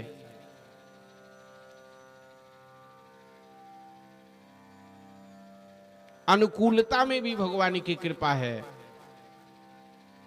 और प्रतिकूलता में भी भगवान की कृपा है। हम आपको एक उदाहरण दे रहे हैं रामचरितमानस का, तुरंत बात पकड़ में आ जाएगी। बाली से पीड़ित सुग्रीव राम जी से मित्रता की। राम जी ने पूछा आप जंगल में क्यों रहते हैं? तो सुग्रीव ने सारी कहानी सुना दिया। महाराज ये भाई न हो हमार दुश्मन है, बंधु न हो मोर यह काला। सारी कहानी बता दी। भगवान ने कहा सुग्रीव मैं प्रतिज्ञा करता हूं, सुन सुग्रीव मारी हो बाली ही एक ही बाण, ब्रह्म रुद्र शरणागत गए नो वन ही प्राण।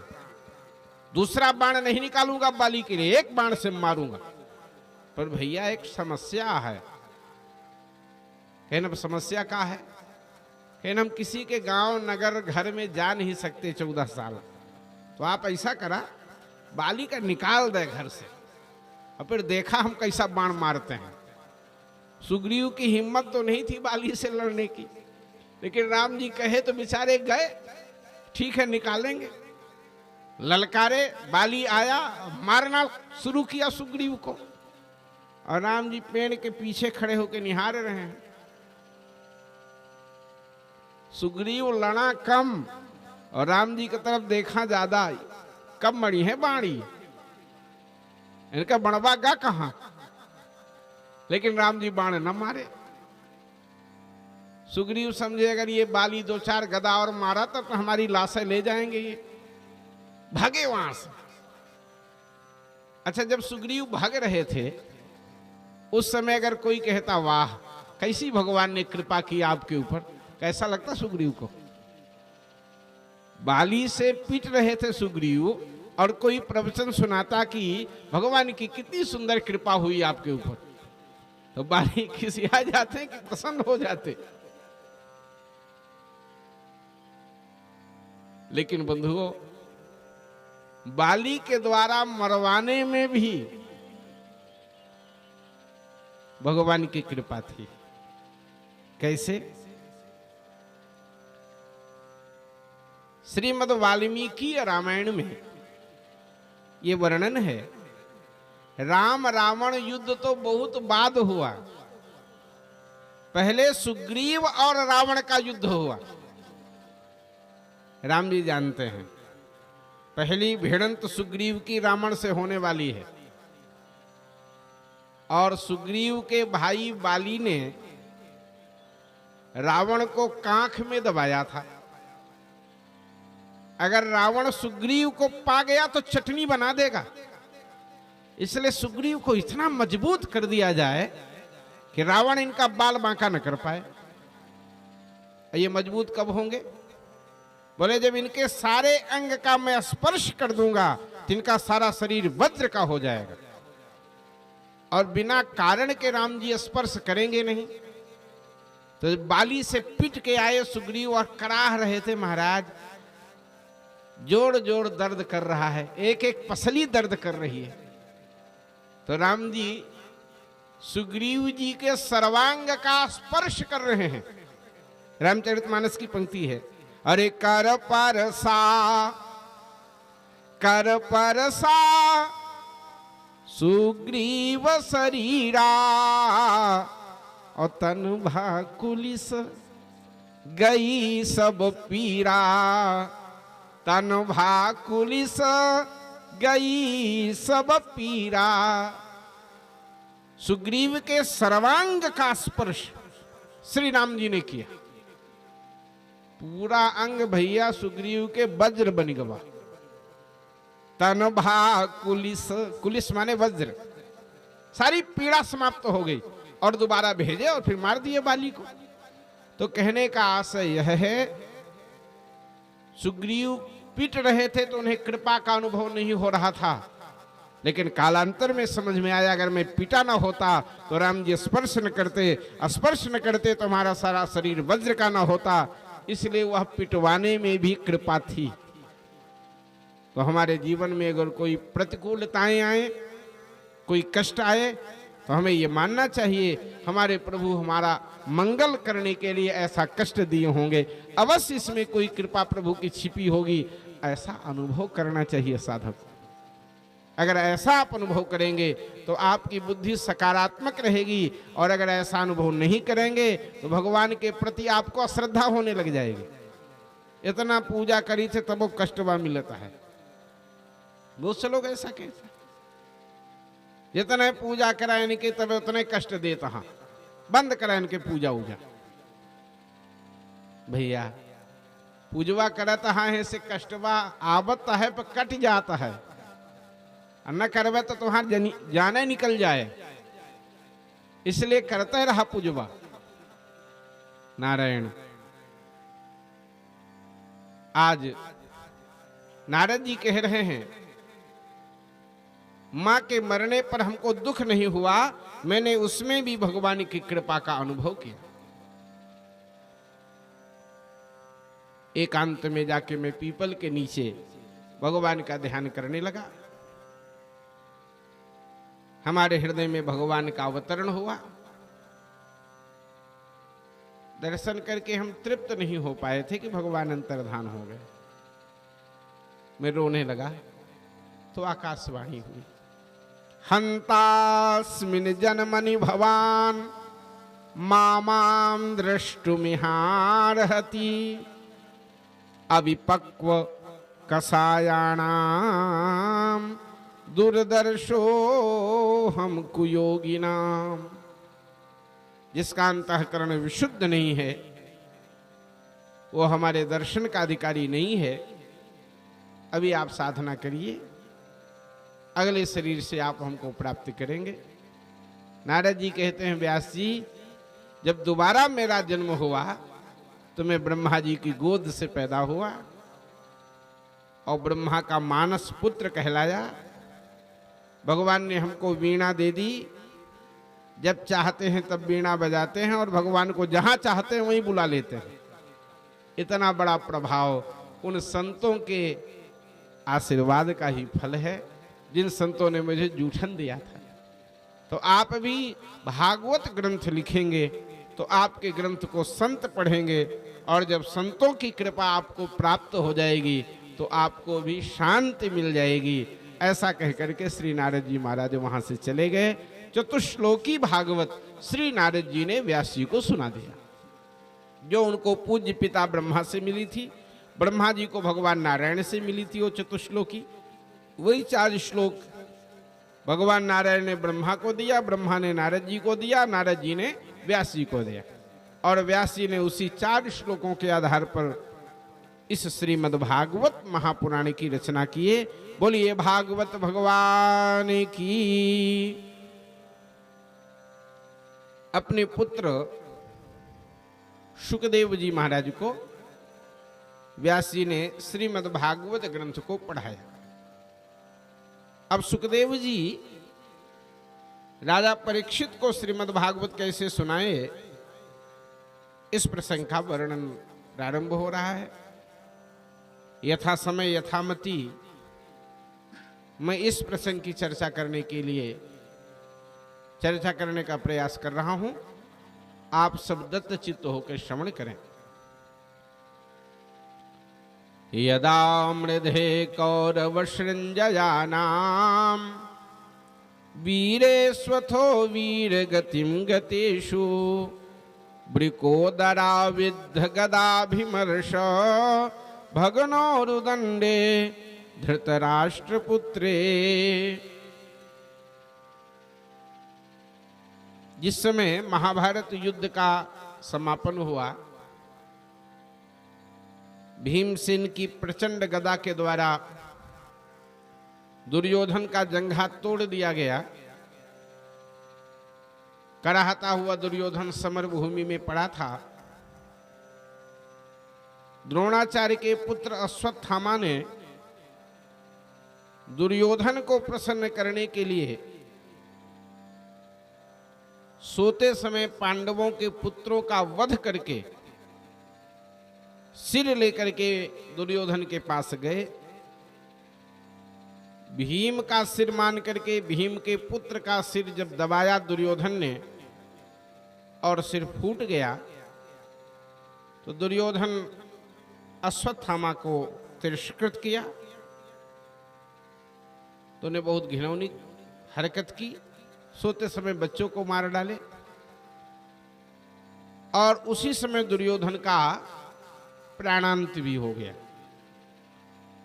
क्योंकि दुर्योधन को वरदान था हर्ष और शोक दोनों एक साथ जब तुम्हारे जीवन में आएगा तब तुम्हारी मृत्यु होगी।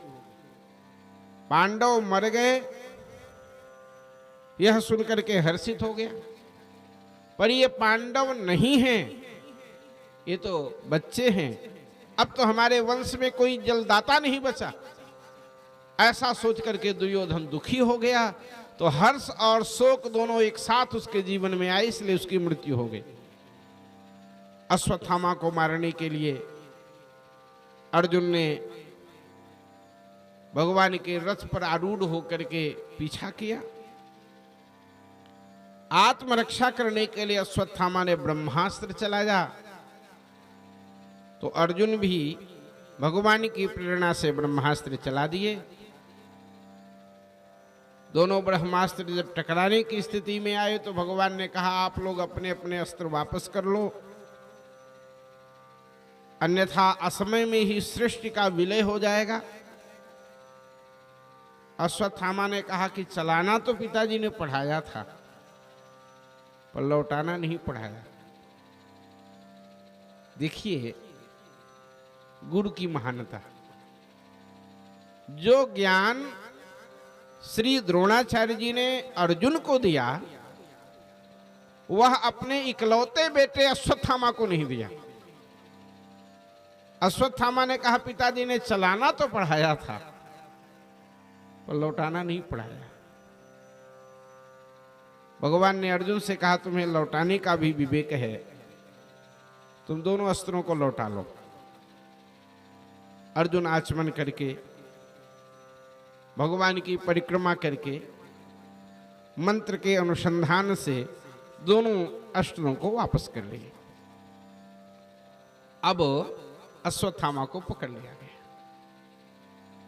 भगवान ने कहा, देखो ये आतताई है और आतताई को मार डालना अच्छा है, मार डालो। अच्छा, अर्जुन प्रतिज्ञा भी किए थे द्रौपदी से कि मैं सिर काट के लाऊंगा जिसने तुम्हारे पुत्रों का सिर काटा है। बोले तुम प्रतिज्ञा भी किए हो, मार डालो। पर अर्जुन बहुत कुशाग्र बुद्धि के थे।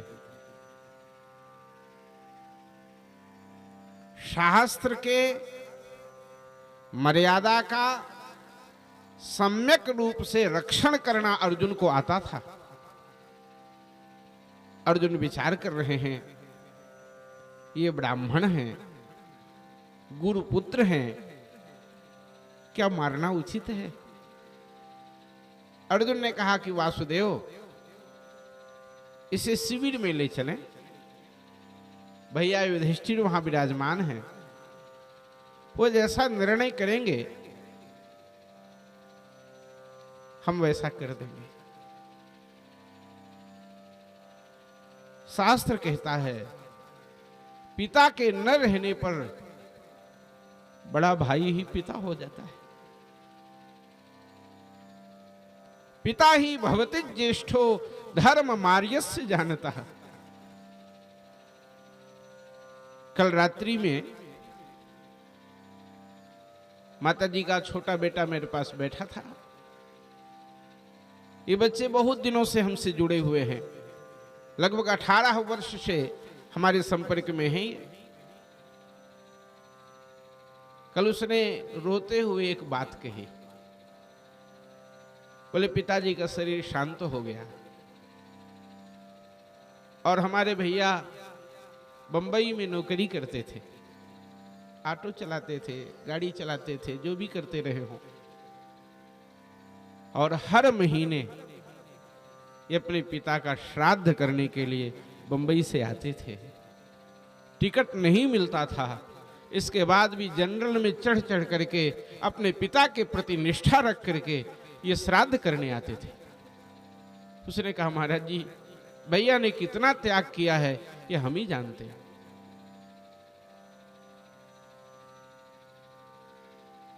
वास्तव में पिता के न रहने पर बड़े भाई के ऊपर कितनी बड़ी जिम्मेदारी होती है, ये तो कोई कोई अनुभव करेगा।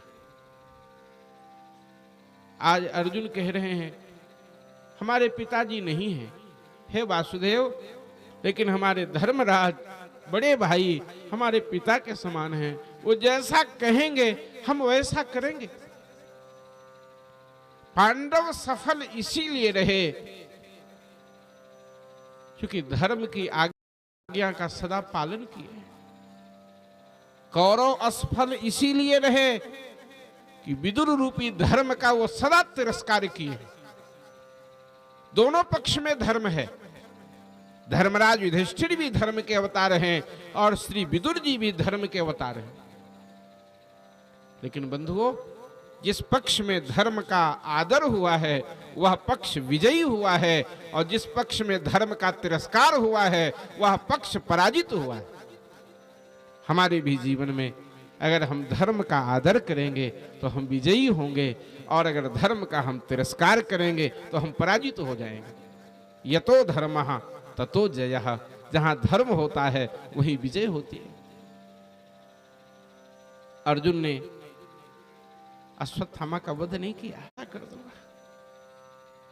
द्रौपदी के हृदय में ब्राह्मण के चरणों में कितनी निष्ठा है, आप जरा इस प्रसंग से देखिए।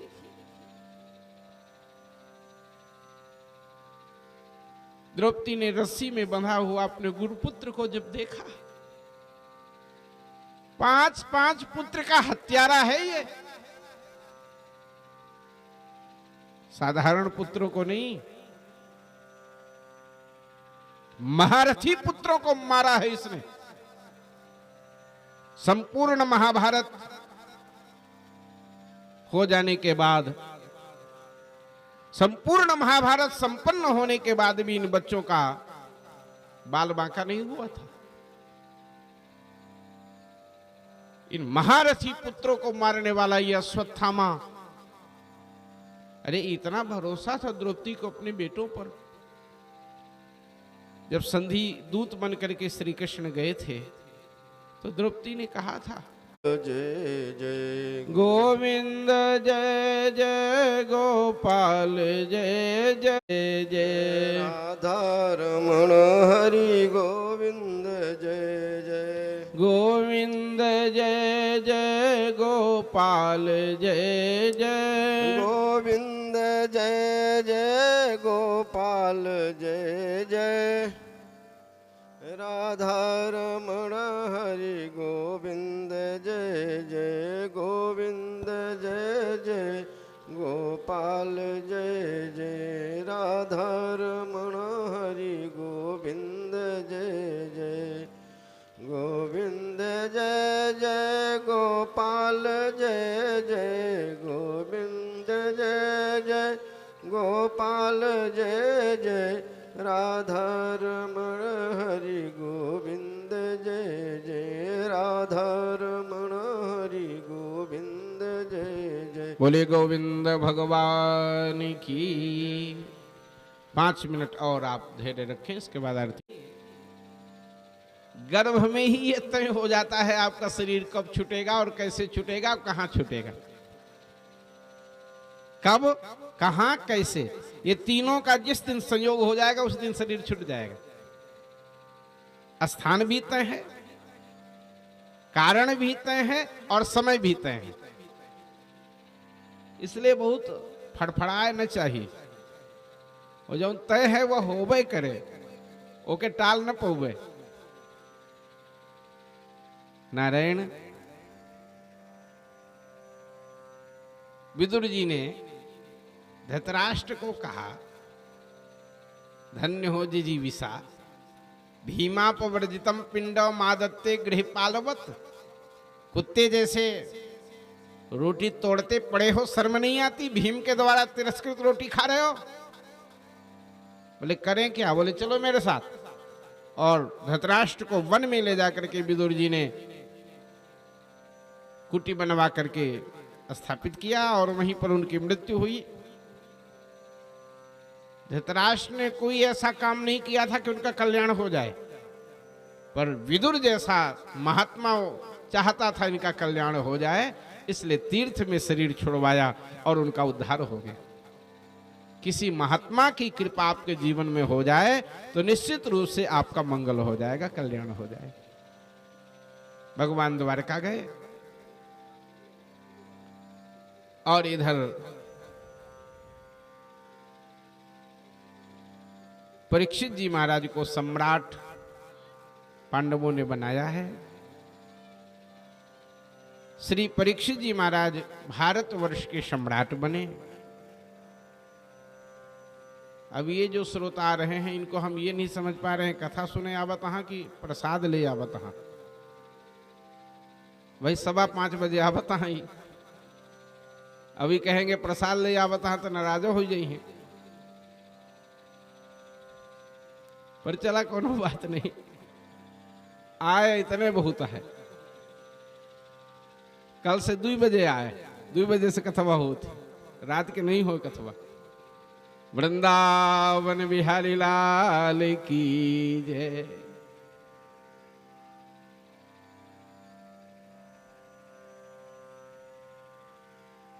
ध्यान से सुनिए, 2-3 मिनट और आरती बनाओ भैया फटाफट। परीक्षित जी ने अश्वमेध यज्ञ किया और इनके यज्ञ में देवताओं ने प्रकट होकर के आहुति ग्रहण किया। ये अंतिम राजा हैं कलयुग के, जिनके यज्ञ में प्रकट होकर के देवताओं ने आहुति लिया हो।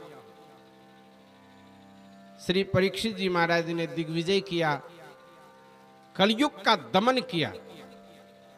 कलयुग को अनुशासित करके इन्होंने, एक गाय को ये पैर मार रहा था कलयुग, उठाए अपना धनुष तो चरणों में गिर पड़ा। कहा ये गाय न हो महाराज, ये पृथ्वी आए गाय बनी है। हम पृथ्वी पर अनुशासन कर रहे हैं। परीक्षित जी ने कहा केवल 4 स्थान तुम्हारे लिए हम सुरक्षित कर रहे हैं, इन्हीं 4 स्थानों में तुम रहोगे, इसके अतिरिक्त तुम पैर मत उठाना। कलयुग को रहने के लिए 4 स्थान दिया है परीक्षित जी ने। द्यूतम, पानम, श्रेयः, शून। जुआ, मदिरा, वेश्यालय और हिंसा। उसने फिर मांगा महाराज एक आध अच्छा दे दे। जब बहुत याचना किया तो जात रूप मदात प्रभु, जात रूप कहते हैं स्वर्ण को, सोने में वास दे दिया। तो सोने का वास देने का अर्थ है धन में वास दे दिया। बस यही चूक हो गई।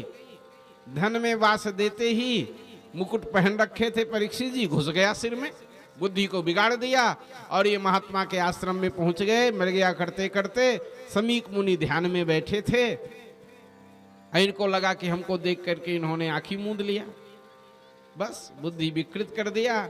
महात्मा के गले में मरा हुआ सांप डाल दिया।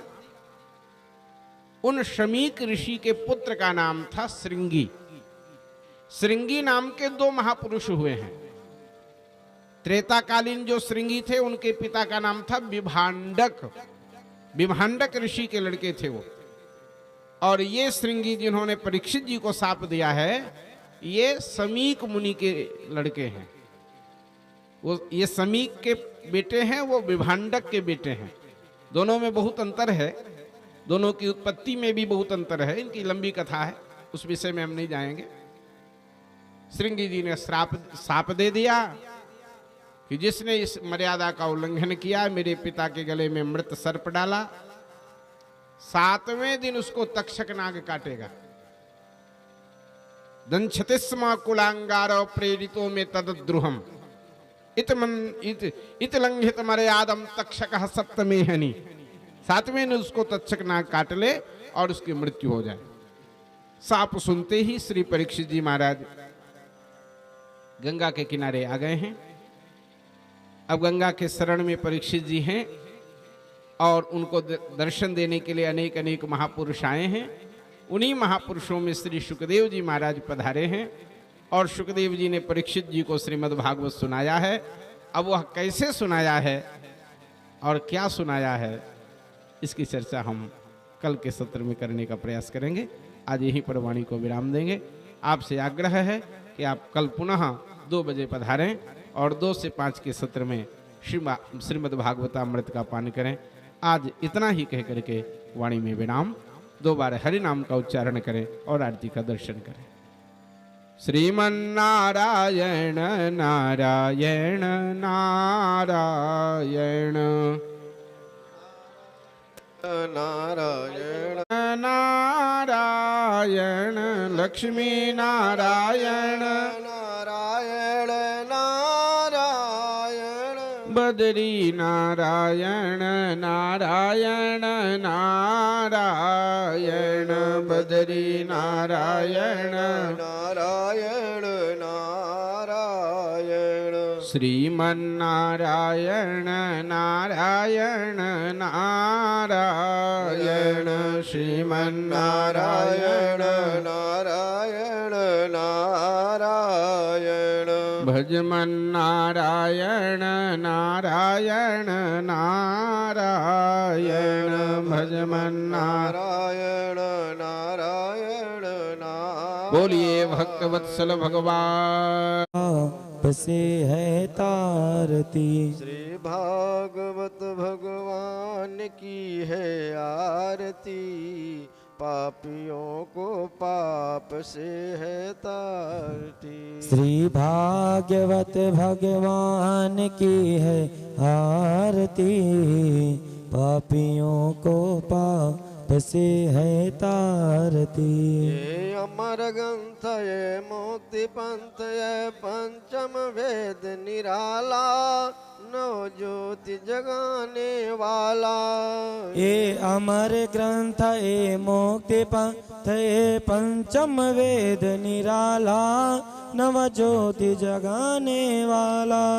हरि नाम यही हरि धाम यही, हरि नाम यही हरि ध्यान यही, जग के मंगल की आरती, पापियों को पाप से है तारती।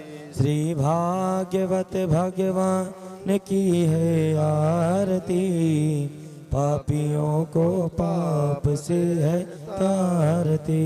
ये शांत गीत पावन पुनीत, पापों को मिटाने वाला, हरि दर्श कराने वाला।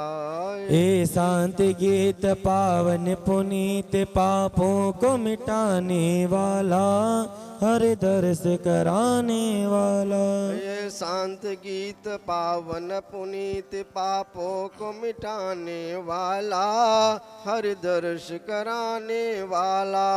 ये शांति गीत पावन पुनीत, पापों को मिटाने वाला, हर दर्श कराने वाला। है सुख करनी है दुख हरनी, श्री मधुसूदन की आरती, पापियों को पाप से है तारती। ये सुख करनी या दुख हरनी, ये सुख करनी या दुख हरनी, श्री मधुसूदन की आरती, पापियों को पाप से है तारती। श्री भागवत भगवान की है आरती, पापियों को पाप से है तारती। श्री भागवत भगवान की है आरती, पापियों को पाप से है तारती। ये मधुर बोल जग फंद खोल, शन मार्ग बताने वाला, बिगड़ी को बनाने वाला। ये मधुर बोल सतपंथ खोल, सन मार्ग बताने वाला, बिगड़ी को बनाने वाला। ये मधुर बोल जग फंद खोल, शन मार्ग बताने वाला, बिगड़ी को बनाने वाला। ये मधुर बोल सतपंथ खोल, सन मार्ग बताने वाला, बिगड़ी को बनाने वाला। श्री राम यही घन श्याम यही, श्री राम यही घन श्याम यही, श्री राम यही घन श्याम यही, श्री राम यही घन श्याम यही, श्री प्रभु के महिमा की आरती, पापियों को पाप से है तारती। श्री भागवत भगवान की है आरती, पापियों को पाप। कृष्ण कृष्ण हरे हरे, हरे राम राम राम हरे हरे, हरे कृष्ण कृष्ण कृष्ण हरे हरे राम राम राम हरे हरे। और अर्ध के माचवनी भस्तप